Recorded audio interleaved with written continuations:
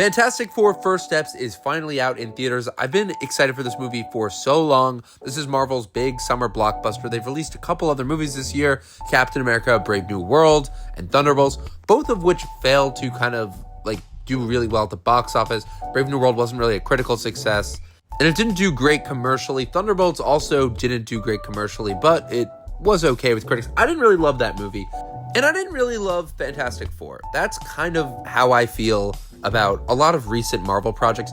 It just doesn't have a weight to it. I want to discuss this movie because I really was excited for this movie, from its retro futuristic design to some of the casting. Pedro Pascal as Reed Richards, Sue Storm is played by Vanessa Kirby, Joseph Quinn is the Human Torch, Johnny Storm, and we have Eben Moss-Bachrach as the Thing, Ben Grimm. And the movie is set in the 60s. It is where the Fantastic Four was originally set in the comics. We have a Galactus finally on screen. We have the Silver Surfer. There's Mole Man in this movie, which is the first Fantastic Four villain. This has a lot going for it, I think on paper. And this movie's been in development for a while. They brought in the screenwriters of Beef, the writers of Avatar, The Way of Water, to kind of, I feel like, dial in an emotional tone and a family theme. And the movie has a fine tone, but it's just that. It's fine. It's small. It has the exact same issue, I think, that plagued Thunderbolts. Both of these movies feel very small. This issue also plagued Captain America Brave New World, but I think Captain America Brave New World was just a mess of a movie without really a tone that fits the MCU. It kind of went for that cold Winter Soldier tone, but it was all over the place. And the interesting thing is, I really didn't like this movie. Fantastic Four needed to do well, and the reviews have been positive. I do think this is probably one of the better depictions of Fantastic Four on screen. They really haven't had a great success with their run. I mean, the original Fantastic Four movies were really corny. I think they don't really hold up, but they're cheesy and entertaining. They don't hold up like the Sam Raimi Spider-Man movies. And then the 2015 Fantastic Four movie with Miles Teller is awful. You don't know that movie, right? No, I've never seen that one. Yeah, that movie is god-awful. It's just so boring. It's everything a superhero movie shouldn't be. At least those first two 2000s movies are just corny fun, which is something kind of nostalgic. But this movie to me was fun, but it's just not enough. I thought this film is just weightless, which is the thing that's kind of the problem with most recent Marvel films. What stood out in the 2025 Fantastic Four movie that you liked better than the 2015 Fantastic Four specifically? Well, that's actually a very good point, because here's the thing. This movie is part of Marvel Cinematic Universe, and they've had an audience that they've been accumulating since Avengers Infinity War and Endgame, and ever since they've been trying to build up that hype. This movie had a really good grasp of its characters. It had a really good grasp of the casting, and I really like the design. I think the design of this movie, I think the score of the movie was so good, but I think the biggest issue is the script. It is a movie that sadly is built to be kind of just setting up this Avengers movie. I think this whole thing with the multiverse, it kind of ruins the movie, because originally, Galactus is the villain of this movie.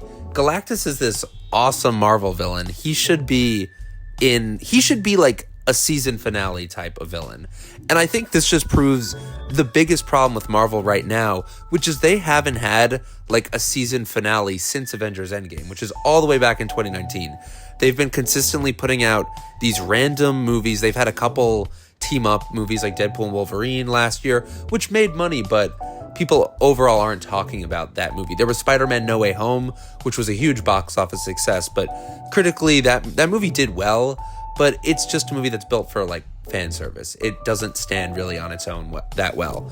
But the point is, Marvel really needs to put out a movie that feels like it's the end game, or there's actually something at stake here. Because the issue with this movie is they introduce Galactus and they just defeat him. And to me, that undermines the whole purpose of what Marvel should be. You really need to be they should have had either Mole Man be a pretty central villain, and then they could have had someone else. The issue is they're setting up Doctor Doom for Avengers, but they needed to, I feel like, find a non-Galactus level villain and then work up to Galactus. But the issue is, this is just a constant franchise machine. So they're not thinking about story. They're thinking about how can we get to our next big movie and try to generate money. But I think the movie dropped 66% in box office the second weekend, which is a sign that people don't care about these movies, or they just are not caring for the stories, at least. So I think the big issue is they really need to just focus on making a film that's contained to that movie. And, you know, a lot of people were saying that Fantastic Four was a throwback because you don't need to have seen other Marvel movies to understand it, which is true. But at the same time, they kind of avoid the team's origin story. Did that bother you as someone who's never seen a Fantastic Four movie? Like, did you fully get the grasp of their, like, powers? Because I know at the beginning of this film, they do a newsreel and they explain how they got their powers. Like, did that make sense to you as, like, someone who's never seen a Fantastic Four movie? I think that their powers, to me, didn't seem like they could defeat a villain like Galactus. Galactus is his name. I felt like a stretchy power. How is a stretchy power going to be able to defeat Galactus? It just didn't make much sense to me. And there was multiple times during the movie where there was a reference to, I don't know if it was the last movie or if it was the comics, but you mentioned, oh, that's a call out or a reference to the comics, and it wasn't very clear in the movie. For example, the baby's name. Oh, Franklin Storm. Mm-hmm. Yeah, and also just like Mole Man. There's a lot of plot threads. Like, you make some really good points. First of all, going right off of what you said, they don't do justice to the powers. And I think that's another issue with the script. Like, there should be a whole focus on... This is another thing I hate. And I mean, I really, like, it's frustrating that we didn't get to see it. The movie ends with them going on a mission, but I feel like we never actually see them doing any kind of mission except for this, like, one consistent thing that's, like, just the movie's plot, like, where they have to stop Galactus. But what we really should be seeing is them actually, like, using their stretchy powers, or using her invisible powers, or Ben Grimm, like, using his strength to save people, like, on, like, actual missions, like, you know what I mean? Not just in that montagey newsreel at the beginning, which is fun to see, but that's just the beginning. Like, the whole movie, I feel like my issue with this movie is the entire plot is about Galactus. That shouldn't be the case. That should be the end of the movie, or another movie. They should be, like, working to defeat Mole Man at the beginning, and then maybe they work with him, like, to then eventually defeat Galactus. But, like, an issue with, like, characters in this movie is people just appear and disappear to kind of, like, serve the plot, but it does nothing for the story. Like, Ben Grimm has this love interest played by Natasha Lyonne, who's a really great actress, and they just kind of, like, put her in there for 2 minutes, and then she appears at the end, but there's no building on those characters. They just kind of are there for 2 minutes, and it's a very short movie. It's only an hour and 55 minutes, which makes me think that they really just wanted to cut stuff out and keep this as quick as possible, because John Malkovich was even in this as the Red Ghost, but they cut him out. He was in the first trailer, and, like, he's such a great actor. Like, why would you cut him out? It must be that they have so much going on. But it's just also with the Silver Surfer. The Silver Surfer has such a big presence in this story, but her motive it's really terrible. It's just kind of reduced to this one flashback scene, and that's supposed to justify this her total change of character at the end of the film. It's just not enough, in my opinion. This is a very small, short movie that tries to make this whole universe, these universe-sized decisions, and it really could seem grounded and interesting, and, like, it has heart, and I really do like the family dynamic, and I want to really like the story of these two parents, like Reed and Sue, trying to raise their kid, but we're getting so much thrown in for the first movie we've ever met these characters. And if you compare that to a movie like Superman, which is also doing that, we've never met any of these characters. And I think a much better film that does this is Superman, which just came out a week before Fantastic Four. Superman is also very busy. It's overstuffed with characters. There's a lot going on, and we haven't seen any of these iterations of the characters on screen before. But the difference is Superman feels like it's a full package. Fantastic Four, there's so much waiting around. There's so much sitting in these labs and boardrooms, and just most of it is just in Reed's lab where they're talking about multiversal theories. It's so boring in the way that most Marvel films have been. They're lazy. They just kind of talk about things like that's going to excite us, like the multiverse. And that's the whole issue with this movie. There's so much talking, and there's only Galactus and Silver Surfer, and they're such huge cosmic villains for such a small scale film like this. The difference with Superman is it has heart, and Fantastic Four has heart, but Superman's able to balance that. Like, there's other small characters like Mr. Terrific, Hawkgirl, Guy Gardner, who kind of fill those moments where in Fantastic Four they'd just be sitting around talking. There's other fun, zippy moments. And it's not like that movie has quips every minute, it's just something interesting to balance the playing field. And on the villain side, you have Lex Luthor, who's a human, and then you have other non-humans to kind of make it feel fleshed out. There's just something with Superman's balance and tone where it feels more believable. It feels like in this world, it also takes itself with more confidence. Like in Superman and Fantastic Four, aliens just exist and they don't really question it. But Fantastic Four, it's honestly a little silly. They just announced like this silver woman has touched down in Times Square, like when she lands. In Superman, they're showing all different angles. They're showing Lex Luthor reacting. They're showing Superman reacting. They're showing the city reacting. James Gunn's vision gives a lot more respect to the audience. His film is much more of a comic book film, where Fantastic Four is much more of a polished Disney product that's kind of mimicking the early Marvel art style. I really think Fantastic Four does a good job at cosplaying as this kind of fun throwback superhero movie, but it's really so empty underneath. And just based on the box office drop this weekend, I don't think a lot of people really care about this movie. In the same way that No Way Home was very popular at first, but it's not really in the discussion of like cultural touchstones of cinema, I feel like these are movies that kind of really just generate hype at the moment, but really aren't good when you try to unpack them.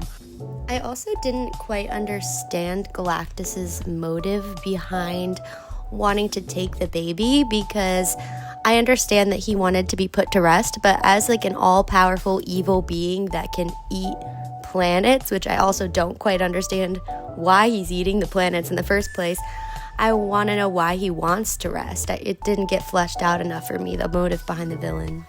That's an excellent point, because Galactus should be the villain, but not of this movie. He should be the villain in an Avengers movie. Like, we should see Iron Man, Captain America, Thor, everyone teaming up to take down Galactus. The fact that he's introduced in this movie and, like you said, is given this stupid motive because it's a plot device so they can try and protect their baby. The power of a mother is like getting this crazy power just to protect her baby randomly at the end when she couldn't have it before. That doesn't make much sense either. If he's so powerful, just this one woman basically is able to push him back. It really is. And like, it is such a disservice to Invisible Woman, whose powers are literally invisibility. Like, all these characters have such cool powers, but I feel like that all gets overshadowed because of this villain, who really shouldn't be the villain of this movie. It is such a weird, like, the term Saturday morning cartoon gets thrown around a lot, and this feels like that. Like, there's just no weight to it. If you're seeing a big movie in the theater, I really want to be able to get emotionally invested in a movie. Like, recently I saw 28 Years Later. I really liked that. I saw Eddington. I really liked that. Movies like F1, Jurassic World are just kind of bland. It's fine. I just sometimes like to go see like a popcorn blockbuster movie. There's movies like Superman, though, that are really good, that do a great job at building out a new universe or building out characters, injecting heart, and it's colorful and it looks really cool and has its own visual identity, and I love that. But stuff like Fantastic Four is just so disappointing because there is cool stuff in here. The music is awesome. Michael Giacchino's score is amazing. I think Matt Shakman is a great director. Like, when he is able to do it, he brings great action to the table, and the style and the retro future design's great. But just the overall story, and I think this is more of a Marvel problem because they're the ones kind of pulling all the strings behind everything. Their obsession with sequels and with franchising, plotting it all out, it's just killing this universe. It's literally like poison, trying to infect each movie with building out a sequel and another plot line. It just is killing these movies. And it's disappointing because I really wanted to see this movie and enjoy it.